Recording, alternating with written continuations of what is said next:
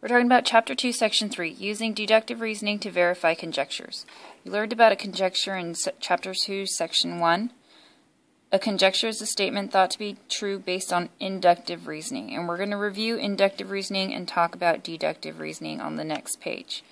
At the end of this lesson, you should be able to do two things: apply the law of detachment and the law of syllogism. And we're doing standard one.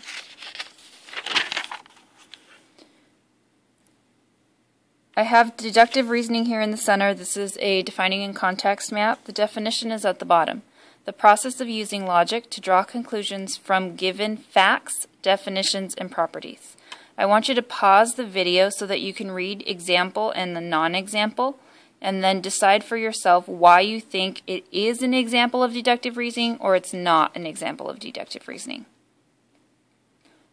So if you paused your video and read through the two examples, you would have seen that this example talks about facts and scientific evidence gathered, and this one talks about observations that people have made over time.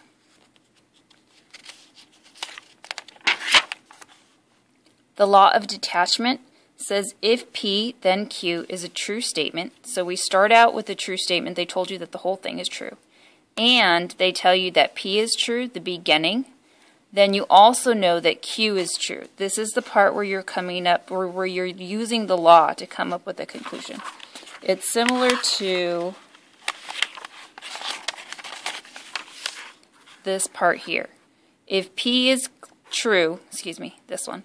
If P is true and Q is true, then the whole thing is true. Okay, this was something that you learned in the last section. What the law says is that if they give you this part here and tell you that the hypothesis is true, then you have to conclude that the conclusion is true as well. Alright, so that one's here. Read these two examples to yourself. Go ahead and pause the video again, and then we'll talk about why it's valid or invalid.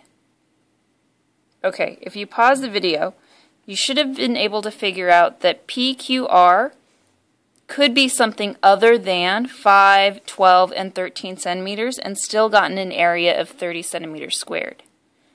But if you look at example B, the only way that the Red Sox could have won the 2004 World Series is if they win the 4 games.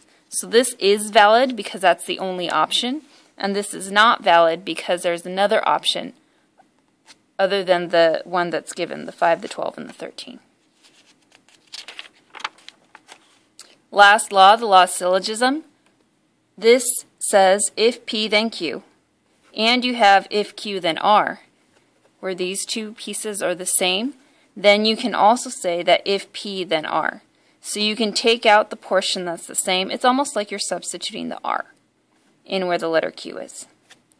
I want you to pause the video again so you can read both given examples and conjectures and see if you can decide why this one is valid and this one is not.